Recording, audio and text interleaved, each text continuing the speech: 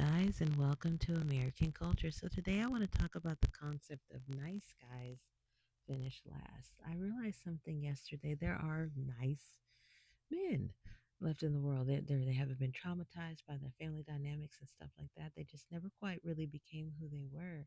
And if you get the opportunity to kind of ask some of them, you'll find that they got involved with a lot of really traumatized women.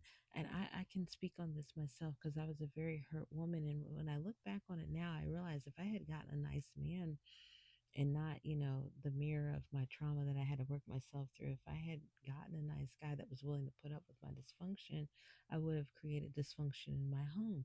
I would have turned him into a provider. This is what you need to do in order to take care of this, that, and everything.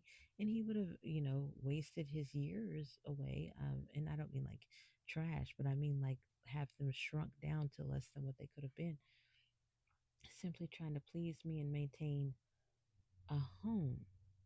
And so when you have nice men who get with women who don't really know their place, and again, I'm not going to go into semantics or whatever about what exactly that means, but once you mature, you as a woman, you kind of know your place.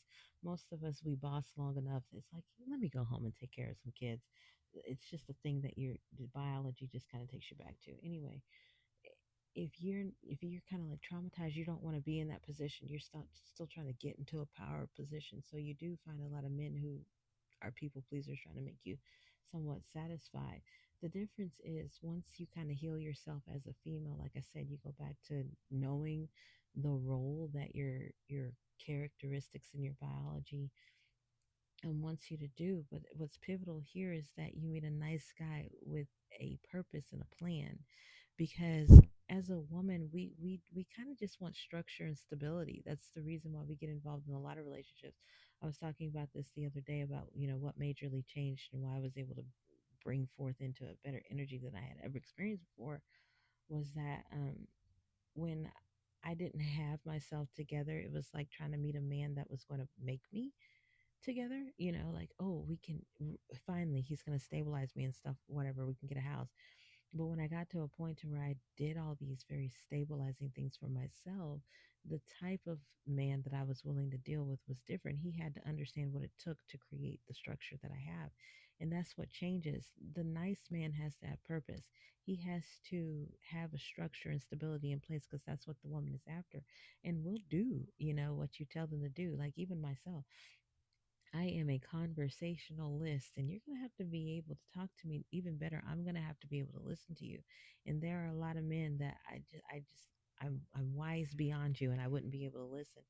And so with that guy, he would have to have his stuff together and be able to actually direct and lead somebody in his life. And as so long as he's a nice guy and he's offering that kind of stability, then most women will kind of give you the submittance that you want because you're providing what we need, and we like to be able to do that without having to give you direction.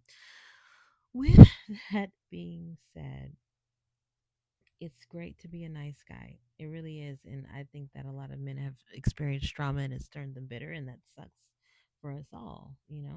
It's great to be a nice guy, but you also have to be a nice guy with purpose, because it's the purpose that's going to give you direction, and it's the directions that you follow and give that are going to make you the leader. And any woman who has got herself together, who has created stability and is at peace with herself, that's exactly what she's going to need, a leader that she wants to listen to, someone that she can admire and be inspired by and look up to, not just someone that's a yes man. I couldn't imagine a yes man in my life right now. Don't get me wrong, in the romantic sense that he just is so filled with bringing me pleasure and happiness, that's sure, by all means, I'm happy to make him happy and vice versa. But I can't fathom me needing to be in a situation with a man. I had to give him direction on things. I can't fathom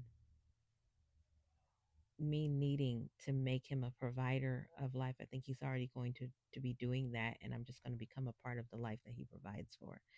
So yeah, it's a very interesting dynamic, you guys. I hope that makes sense. I'm kind of like all over the place this morning. Have a blessed day, you guys.